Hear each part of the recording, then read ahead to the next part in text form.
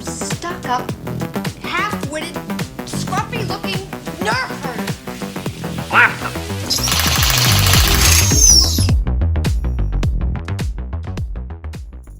Hello, greetings, welcome, and a fine how do you do, everyone, to the first ever episode of the Scruffy Nerf Herders podcast. Truly, I would like to thank you so much for listening in. I am your host, Josh, and joining me from an undisclosed location is my co host, Will.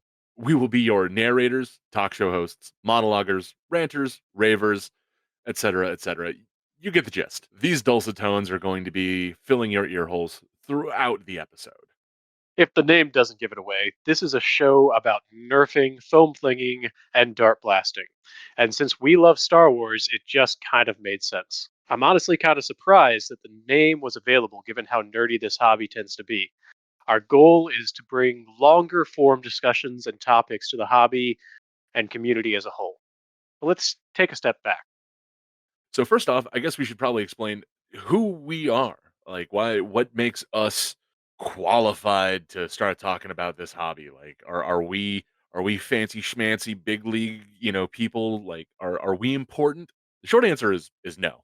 We are both Georgia-based scruffy bearded losers.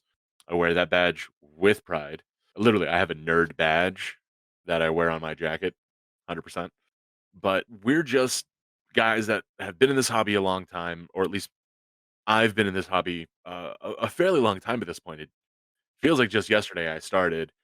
I've been around a long enough time that I feel like I can share some information and have some insight into what's happening, what's going on, where we're going, and hopefully can share that info. I'd like to think that I can be the Nerf shaman, so to speak, into the hobby. And I am not as experienced as Josh. I've been playing with blasters most of my life, but I didn't really start modifying them, getting into the more internet side of things until right at the beginning of the pandemic. I was bored. I had started collecting the Star Wars Nerf blasters. And as I was playing with them, I kept on going, well, these are a little bit anemic. What can I do to make these better? And that led me down a rabbit hole that really brought me into the hobby. My first nerfing event was about a year and a half ago, I want to say. And so for me, this is sort of a way to express the love and joy that I feel when I go out and play, as well as share that with people and allow myself to find out more.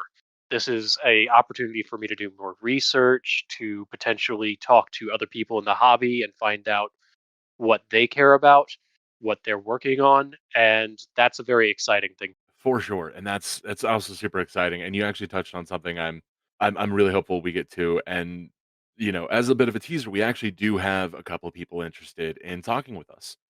Our hobby is nothing if not eager to talk about themselves. So we definitely have people who wanna share what they're working on, share what they're doing, and get the word out there. Why don't we break down what this hobby is and why we want to talk about it? What is nerfing? This Nerf hobby. For me, it is a hobby about going out and having fun with toys. I mean, that's what they are. They're toys. And part of the fun of that toy experience is the ability to make whatever you want. With the advent of 3D printers and just the sheer amount of resources on the internet, it becomes very easy to modify something, build new parts for it, paint it, or build something entirely new. And that's very exciting for me as I like to tinker with things. I work a physical job, and as a result, I just get this thrill whenever I get something that comes together, and then I get to take it out and I get to use it and show it off to my friends and play with the things that they've created, and that's super exciting for me. So to me, that's what this hobby is. There's lots of different game modes that we can play, and some of them are very competitive, some of them are very silly, and all of them tend to be a lot of fun. So that's what this hobby is for me. Yes, 100%. The hobby is basically designed to be family friendly. Like this hobby is one of the few and only hobbies I think I've ever seen that can kind of jump the age gap of different things. As a kid, you want to shoot guns and be really cool and, kind of John Wayne it and be, an action hero. But, obviously you can't start breaking stuff around the house. So, your parents give you some foam blasters and you start playing around with it. And eventually you think that you need to grow out of it and you need to stop playing with toys. Eventually, some of us realized we don't have to do that. We don't have to stop playing with them, and we can just make them better and bigger, and eventually we'll just start making them hurt a lot. And eventually those weirdos started getting engineering degrees, and then they started showing us how to make them bigger and better and worse, and then we became backyard engineers, and now we're just in this weird miasma of, like, Frankenstein level, like, mishmashes mixed with, like, professional grade engineering to just create this just mesh of just craziness. So next up, we should probably ask ourselves, what is there to talk about? Like foam flinging, Nerf blasters. Like, is there really enough to talk about on a regular basis?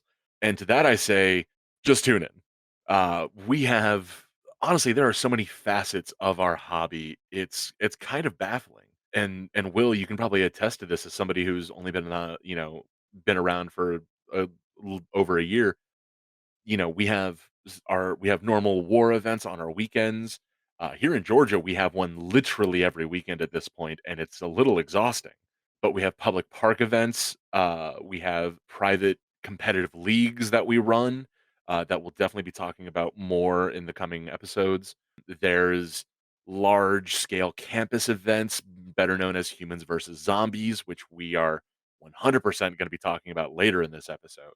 There's there's people who just love making stuff too. There are people who will just make blasters and stuff and just never use them. They just love making stuff pretty. And to that effect, like, granted, this is an audio visual medium and we're not showing you what we see, but yes, Will is now pointing over to his massive wall o blasters. It's very interesting to see that, like, somebody can come into this hobby and be like, "Oh yeah, me and my son were just looking on YouTube. We found this Lord Draconiacal guy and saw an old video about penny modding some Nerf Mavericks." And then all of a sudden we're like, "Oh, we've been coming to this event for 5 years now."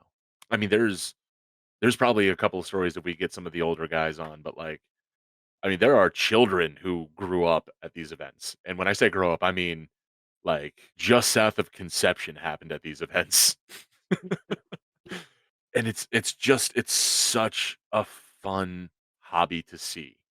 I genuinely cannot be more happy to be a part of a group of nerds than I am with this hobby. Yeah, I mean the just on what all there is to talk about. There's the community stuff, which is fantastic. There are the designs that are coming out. We're not going to do a full scale review format. That's not really what either of us are terribly interested in doing. Not at all. But we will be talking about things that excite us and we think will excite other people. There's the events. We'll be talking about upcoming events, events that we attended, the community that we find there. We'll be talking about things that we'd like to do or we'd like to see. We'll be talking with designers, hopefully. We've got a couple of people, as Josh said, who are interested in talking to us.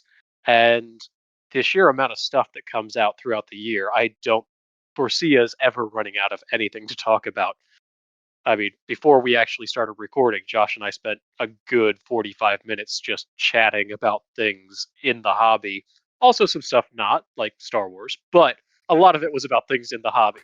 And so there's going to be a lot of stuff to talk about, a lot of things that we are just eager to share with other people, and a lot of things that we're eager to hear from people who will be sharing with us. Now, finally, we should probably talk about what we hope to accomplish with this. I mostly just want to share what I'm excited about. I'm hoping that it will make other people excited. Maybe this is something that you'll be able to share with your friends who are interested but not terribly proactive about joining the community. As I said, there's such a large community out here. That's kind of how I got into it. I'm hoping to be able to bring new information. I'm hoping to be able to get out to lots of events and meet new people, form new friendships. I mean, Josh and I have only really been talking for the past 3 or 4 months, seriously, and now he's probably one of my best friends. And that is just, I think, the beauty of this hobby is the fact that somebody who you just met at an event can become just an integral part of your life. And so what I'm hoping is we just make something that will keep people entertained, keep people informed, and help grow the hobby and grow those friendships. That's so sweet. I'm one of your best friends now. I will throw things at you, preferably socks. You know what? That's fair. And yeah, to what Will has said, I very much am aligned in the same way. There's so much in this hobby that comes out daily that I feel people don't even notice. There's something we'll bring up later that just kind of flew under the radar. I swear I haven't seen anyone talk about it, and I sent it to Will earlier last week, and I swear I felt him a brick from across from across the city. And I've started printing it out. So Exactly. But yeah, there's just so many things that we have in this hobby that just it flies under the radar. People just don't either get to see it, get to hear about it. Whatever sort of algorithm is, sharing this stuff doesn't regularly pop up. Will be your one-stop shop of all the things we think you're gonna miss. And to that effect, I think we should just start our next bit. So we talked about it a little bit where we were gonna do a news slash like discussion part. We're not going to be doing like a full in-depth news point. We're going to probably talk about the things that we think are interesting and things that got missed 100%. And on that point, I think it's time that we start talking about some sort of news that's in the hobby, stuff that might not be on everybody's radar, stuff that isn't in depth. We're not going to be your news network when it comes to nerfing, but things that are exciting to us, things that might not show up in every place that you'll see them. And I think it's time to do the news, guys. The The news. news. Uh, First thing that I have seen, Josh actually sent this to me last week, is there is a new Captain Slug design. I say that with a caveat because it is based off an existing design, but Slug has done some of the most iconic, ubiquitous 3D printed blasters in the hobby, the Caliburn, the Talon Claw. He's decided to play around with a blaster known as the Griffin. Josh, why don't you tell us a little bit about the Griffin? Sure thing. So yeah, the Griffin is what I will say. The Griffin is the closest thing to a 3D printed Strife we have in the hobby, and the Strife is like for those people not in the know or maybe don't know what a Strife is these days because they're becoming extinct. The Strife is like the baseline flywheel kind of Nerf blaster. For the longest time, we called the Strife like the M4 of the Nerf hobby. It was like just the most generic baseline blaster that everybody made things for it. Everything worked for this platform. Everything did that. And so recently the Griffin came out. I say recently, the Griffin's been out for like maybe 2 or so years now. But everyone's kind of started latching onto the Griffin as like the 3D printed Strife-oid platform and doing all of these like cool modifications to it, different stocks, different pushers, different front ends, dual stage, all sorts of crazy stuff. And Captain Slug, being the madman that he is, decided to make his own iteration of it. So, what this is the Griffin stapler. An average Griffin, you put a Talon magazine into, or I suppose you could build a part that would accept other types of half dart magazines. For people who don't know, the Talon is sort of the ubiquitous half dart magazine in the hobby. It's made by a company called Worker, who started out mostly making modifications for blasters and then injection molded shells, and now is producing really tight designs. And the Talon magazine was their half dart magazine, and people just gravitated towards it. It is a single directional magazine, so you can only load your darts in one way, which leads to a lot more consistency than some of the other half dart magazines on the market. So that's what a Talon magazine is, if you weren't aware. What makes the stapler different is that it has an internal magazine. So rather than carrying a bunch of magazines on your body and loading up your magazines and then unloading a mag, popping a new mag in, you open up this side door on it and dump a bunch of darts into the internal magazine and then close it. And it uses a retractable keychain as the follower, the same sort of thing that you might attach to your belt in order to keep control of your keys, but also be able to open doors or use for your key cards, things like that. So it's a brand new sort of strange design, which is what Slug does better than anybody. And it's exciting to see. Yeah, it's definitely weird to see Captain Slug. So Captain Slug is definitely one of the oldest designers in the hobby that's still around. I say that with my, air quotes all the way up. But yeah, seeing him just being like and out of nowhere too, mind you, Captain Slug has kind of been AFK for the most recent amount of time, but yeah, seeing the stapler just come out of nowhere and just seeing it post from him, you're like, wait, what? Huh? That's not a Caliburn. That's not a Talon Claw. What is this? And for reference, I think it only holds like 10 darts. It is just the silliest thing. I don't think this in any way, shape, or form is like ergonomically better. It's not like gonna be like more consistent or anything. It's just weird. That's all it is. Pretty much. He has released files for both half dart and full length darts. So whatever it is that is your flavor when it comes to those, you will have that option. For sure. But so in moving on from the stapler, which I thought was hilarious and we needed to talk about it, there's something that both Will and I hold near and dear to our hearts. And this is something that our hobby desperately, desperately wants and has yet to fulfill this. And that is an actually good revolver. And seemingly out of nowhere, this was going on about 10 days ago. Meeker, for those in the know right now, Meeker's been around for ages and ages. Just out of nowhere, decided to just drop this random design, and it is called the Mark 44, the Duke, and it is just this insane looking double trigger revolver. Like I don't know what to make of it. I'm genuinely confused, and it looks so weird. It does look weird, but it also is going to be exciting. Just for reference, the Mark 44, the Duke, because I think it's just fun if you say the Duke, The Duke. uh, is is a flywheel revolver. The hobby has had revolvers that were spring powered for ages.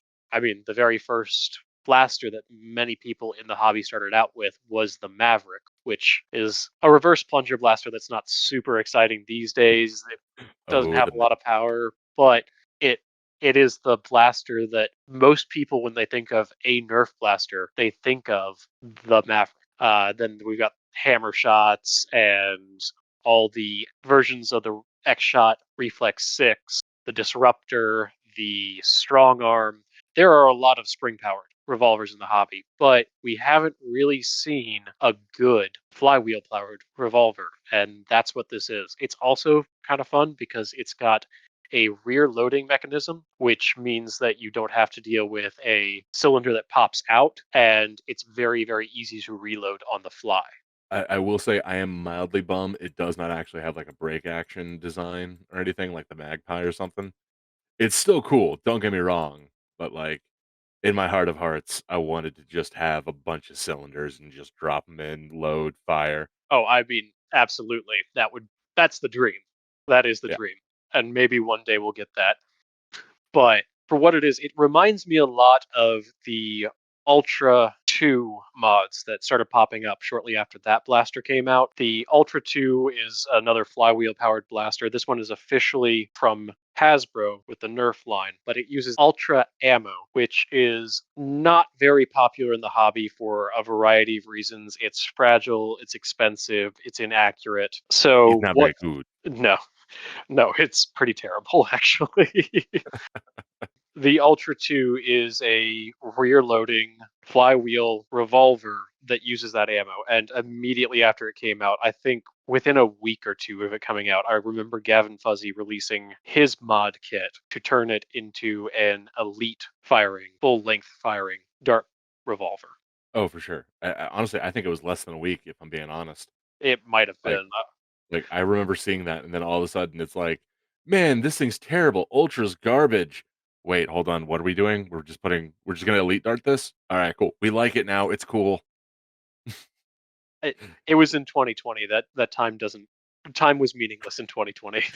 Exactly. Yeah. Just everything happened at once. It happened in 2020. That's all that mattered. So the Duke seems to be the community answer to the Ultra 2. And I have to say, as somebody who's printing one out right now, the grip is way better. That was the biggest complaint about the Ultra 2, other than it firing Ultra darts, was that the grip was not designed for a person with normal sized hands. It was tiny, it was sharp, it was weirdly filleted, and the Duke appears to have a very ergonomic grip, which I'm stoked for. Uh, Additionally, Meeker has used a rubber band for the rotation mech, which may cause some problems down the roads with the rubber bands wearing out. That's what rubber bands do. But at the same time, that's an easily replaceable part that you can buy, 100 of them for what, $1.50 or something like Right. that. So very exciting to see. It's a 8-round cylinder. At the moment, it looks like it's only going to be firing full lengths, but based off of the way what I'm seeing with this design, I imagine it wouldn't be the work of more than a few minutes to design a extended pusher that will allow it to fire the half darts that the community prefers. No, 100%. I mean, once you have it built and assembled, like, let me take a look at it. I guarantee you I could probably find a way to short dart that thing easily. Up next, we have the Vector by Gears. The Gears Vector is a set of downloadable files for the Flycore system. The Flycore is a open flywheel design that is open source. Anybody can download it and start working with it.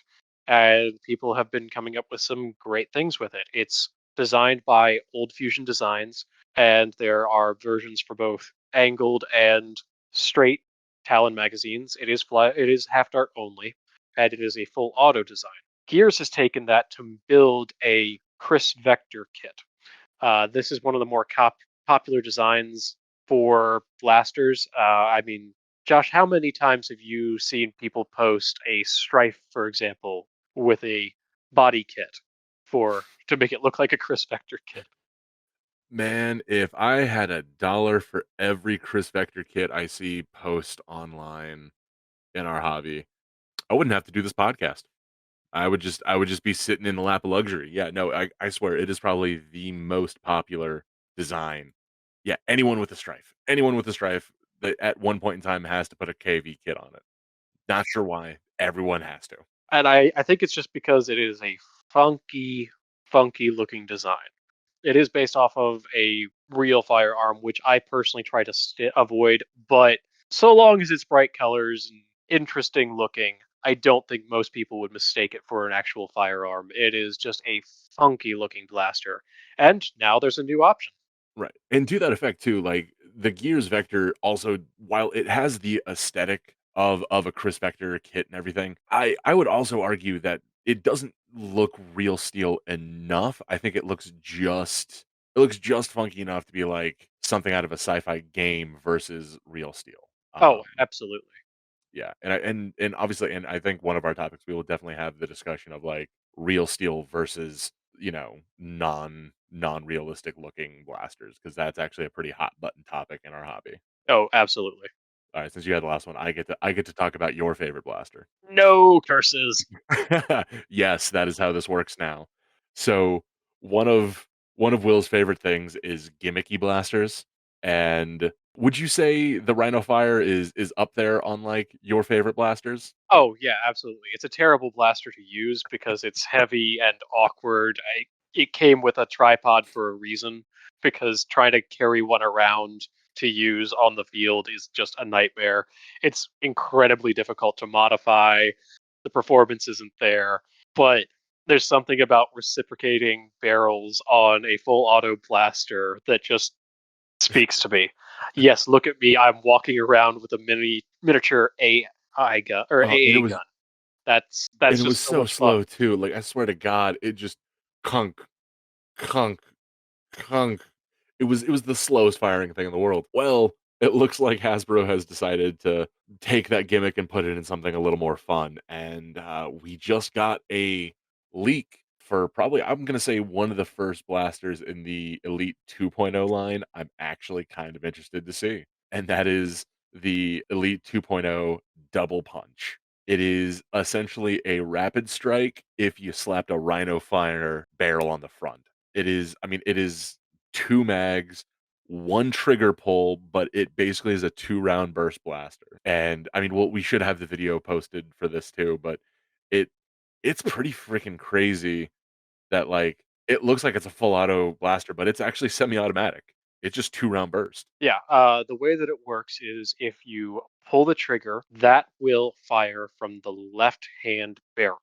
When you release the trigger, it fires from the right hand barrel, which means that as fast as you can pull that trigger, you get 2 round burst, which honestly leads to a very insane rate of fire. And while it's doing that, those barrels are punching forward and back, and it is just fascinating. I love gimmicky blasters. I like to see Hasbro coming out with a gimmick that's not just another Retaliator clone with a Fortnite skin, or Strife clone with a Fortnite Or skin, just a Fortnite blaster or with a Fortnite Roblox skin, yeah. blaster.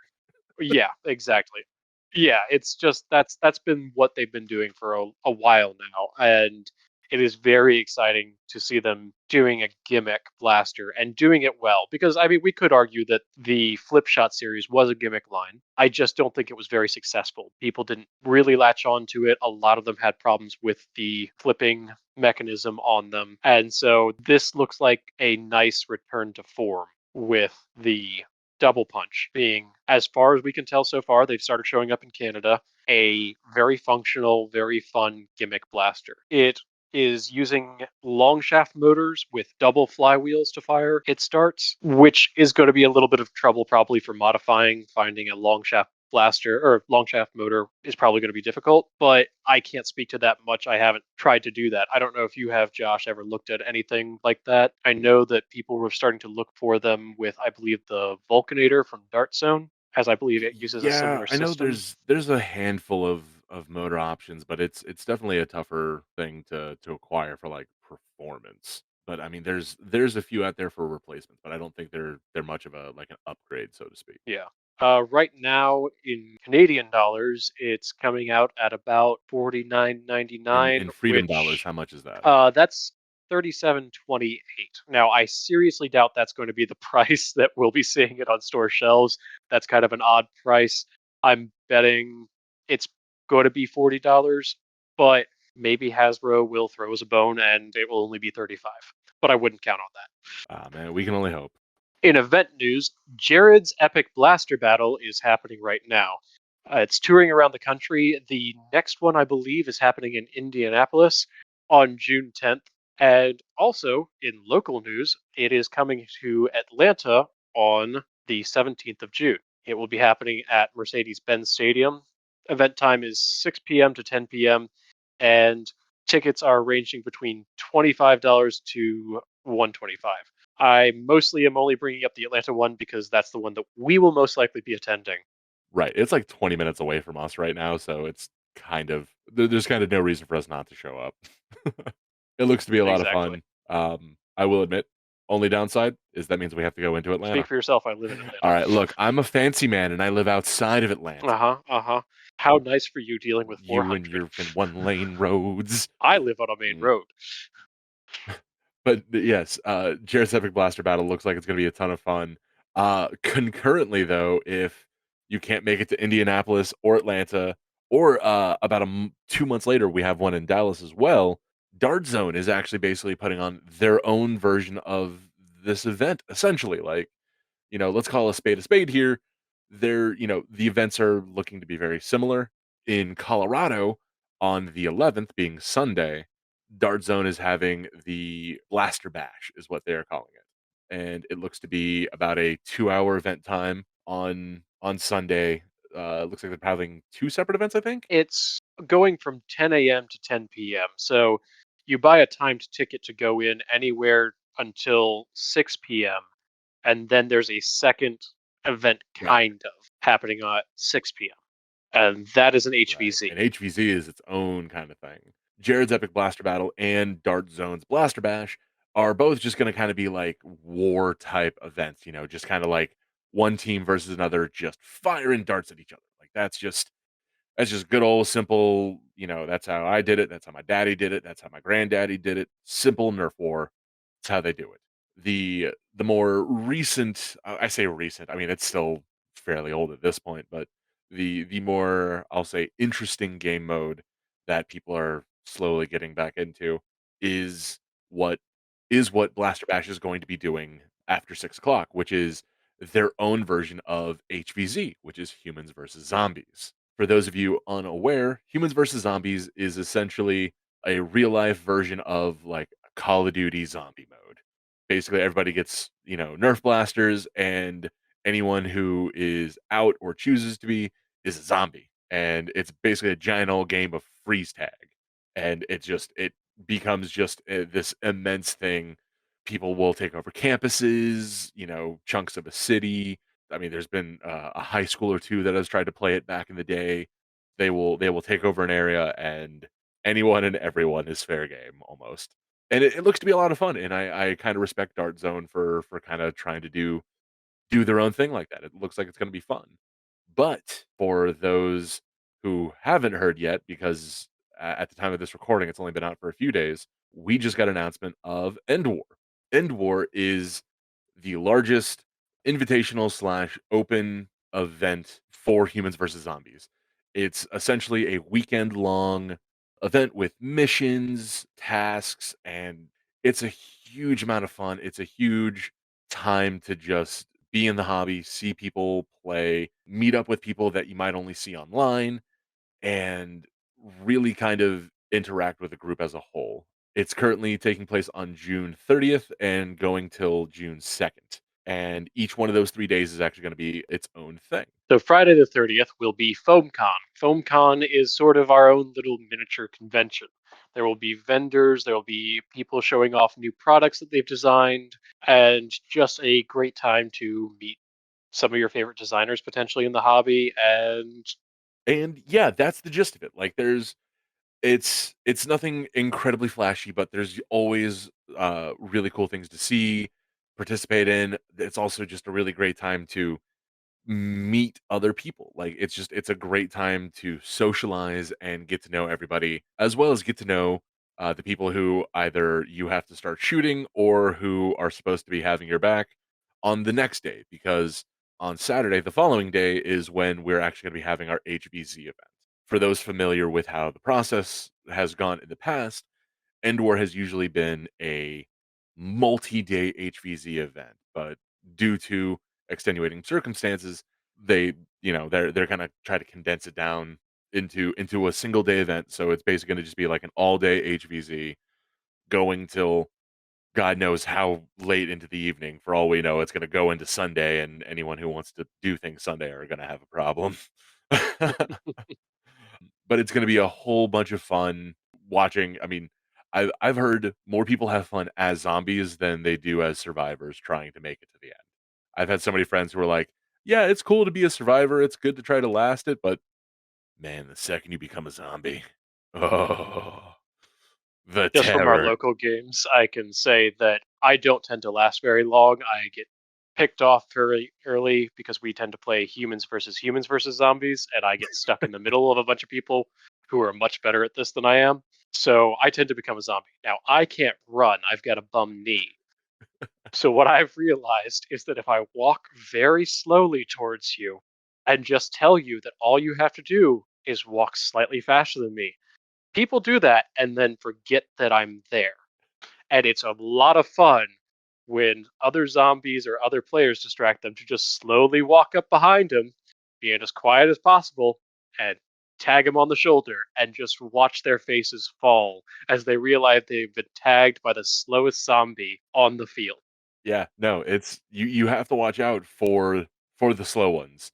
The fast ones, you hear coming, you see coming, you know they're coming. It's the slow one just kinda slowly ambling to the side that you're not paying attention to, just and all of a sudden, whack, you're out. Edward this year's theme will be Mount Olympus. So look to bring out Greek mythology outfits or inspired things. We don't have any details yet on rules or really much of anything yet. Based off of previous End Wars, we can expect the FPS cap to probably be about 130, but we'll have to see. It's going to be probably negotiated with the local club or university. Yeah, it's almost assuredly gonna be 130. End War has almost exclusively been that. I think there's only been, like, one time that it wasn't 130, but, yeah, hopefully there'll be more to come, and we'll inform people as it goes. But, yeah, that's gonna be a ton of fun, a blast and a half, and so if maybe HVZ is not your cup of tea, you're thinking, I don't know, FoamCon sounds fun, but, like, I don't really think, running around in, the hot summer air, trying not to get smacked in the face with other people in pool noodles or whatever. Well, just so you guys know, there's also something going on Sunday, and Sunday is where we're going to have the competitive event. Competitive in the past, we've had the Foam Pro Tour, we've had the Dart Zone Blaster Tournament, we've had several other tournaments within a similar format and vein where it's usually probably like a 5v5 double elimination tournament bracket, something to that effect, and it's going to be something that I know I and a lot of our local members are trying to gear up for. I know one of our local leagues, we're trying to get a team together to go up there for sure, and it's going to be a ton of fun. Not a ton of info on it yet. There has been a tease of at least $5,000 in prizes for the tournament, and potentially more to come if sponsorships change and or grow. So, I mean, I'm looking to take money from Drac. I don't know about anybody else, but I will steal his money. I would love to, but we'll have to see if I'm able to attend, and if I am, how effective I will be. I need to get some more range time in, and hopefully, not this weekend, but next weekend, get some practice in at Oh, our for local sure. league. And here's the thing, man. I'm just gonna put you in a wheelbarrow and just throw you onto the field, and wherever you are, just go prone and start shooting. Sounds good. You don't need to move in competitive. Yeah, uh-huh. And then I promptly get shot from 5 different people, possibly one from my own team, who's very confused about what's going You on. know what? That happened one time and one time only. Uh-huh, uh-huh. I saw the glint in your eye. I'm watching you. Always watching you, Wazowski. Monsters Inc., ladies and gentlemen. All right, and finally, that's going to wrap up this episode of Scruffy Nerf Herders. I'd just like to say thank you all for those who made it through the whole episode and listened to us. We know that this is very kind of just haphazard at the moment. We're trying to figure things out. We just wanted to get something out there, get the ball rolling, and really kind of show that we want to do stuff for this community and get it out there. Our goal is to eventually have more videos with specific topics. So, like, if there is something that you're interested in, or if there's a topic that you would want to hear more about, by all means, please let us know. Please, either comment below on this video or come over to our Facebook group linked down in the description. We'll usually have like a pinned comment thread for the week. So if you have any sort of questions, comments, concerns, anything, any sort of criticism, even if you're like, man, your voices sound stupid and you all should, stop doing this, we'll read it. We'll take it to heart, and I will cry a lot. I won't. I'll make Yeah, Josh cry for I'll me. cry the extra tears. I'll give him a little bit extra salt to keep his electrolytes up. But in all honesty, we want to grow and do better, and hopefully this isn't so terrible that you guys are all thrown off by this, but we genuinely hope that you found something interesting here and that you want to see more going forward. So please share this, get other people to come listen to our dumb faces for a little while. If you want to know more, see more, learn more, let us know in those comments or in our Facebook group. Absolutely. Thank you guys so much. Hopefully that this will be a thing that everybody wants to continue with, and hopefully this will help maybe convince some friends of ours even to get into the hobby. So, thank you so much for listening. Much love. I was going to use track sign off. That's terrible. I'm I've been I'm watching sitting here too many like, videos. what do we do for a sign out? Everyone's taking the good ones. Do, do we just Comment below if you have a there good sign off for us. We'll there you go. That's definitely not give exactly you what we're credit gonna for it. do. Comment below on what we should use for a sign. What we should use for a sign. You stuck up